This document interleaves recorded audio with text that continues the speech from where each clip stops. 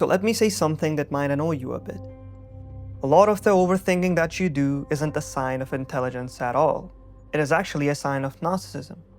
And I don't mean the loud kind of narcissism where someone thinks that they're amazing, but the quiet kind, the sneaky kind, the kind where your entire mental world keeps revolving around you. Your feelings, your fears, your image, your mistakes, your future conversations that haven't even happened yet. And before you think that I'm attacking people who overthink, I'm not. I'm only saying that the structure of it is self-centered, even when it hurts the person who is doing the overthinking. Because if you really look at it, most overthinking isn't about solving anything. It is just you circling yourself again and again and again. And that is not some high form of self-awareness, that is you being stuck in your own reflection. And there's a distinction that most people never learn throughout their whole lives. There's thinking that leads somewhere, and then there's thinking that just feeds on itself. I remember coming across this idea somewhere, I don't even remember exactly where, but it stuck with me. What people call overthinking is often just repeatedly chewing on distress without actually moving toward a solution.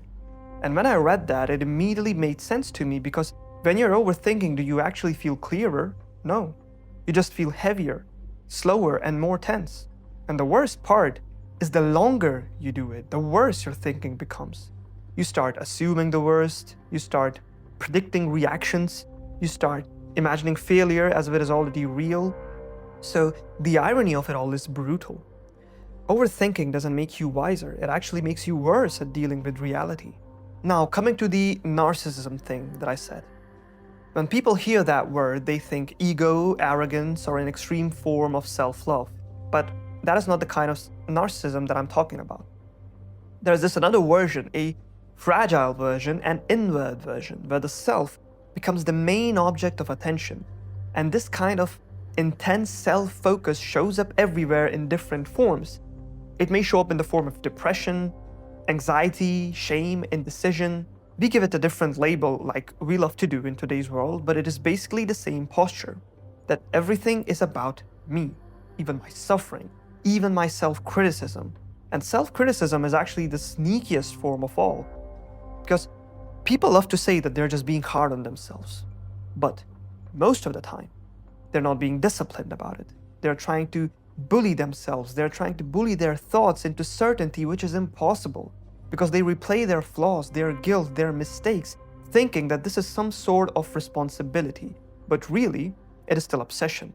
You're still the center of the movie. You're just playing all of the roles, the judge, the accused, and the jury. And here's where this stops being psychological and starts being a moral issue. Overthinking becomes a moral problem when it turns into a way of delaying what you already know you should do. Because let's be honest, after a certain point, you're not confused. You know the conversation you need to have. You know the habit you need to stop. You know the thing that you've been avoiding. You know the boundary you should have set months ago. But instead of acting, you start negotiating with yourself. You rehearse. You imagine outcomes. You process. You wait for the perfect mood, and slowly, thinking replaces action. Someone once wrote about this perfectly. How endless reflection drains action of its strength, and how thought makes courage fade. And it is still happening. There's another layer that people don't like to admit. A lot of overthinking hides behind this veil of morality.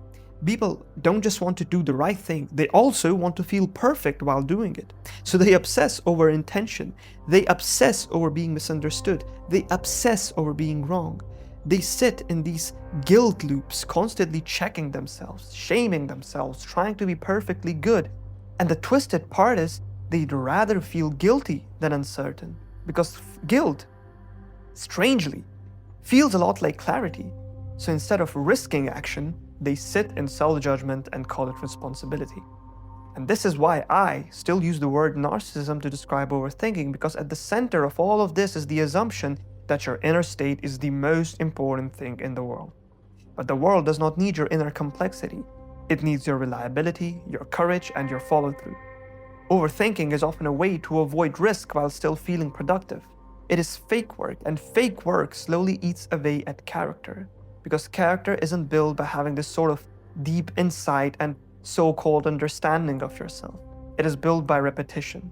You become what you repeatedly do. And if what you repeatedly do is hesitate, delay, and simulate, that becomes who you are. Not because you're weak as a person or even at your core, but because you're training weakness like a muscle. Now, I won't turn this into a scripture lecture, but there's a reason the Bhagavad Gita happens on a battlefield. Arjun isn't stupid, he's overwhelmed, and Krishna doesn't tell him to think more. He restores his perspective, he restructures the metaphysics, and then pushes him toward action. At the end, Krishna basically says, "You've heard everything, now you decide what you do."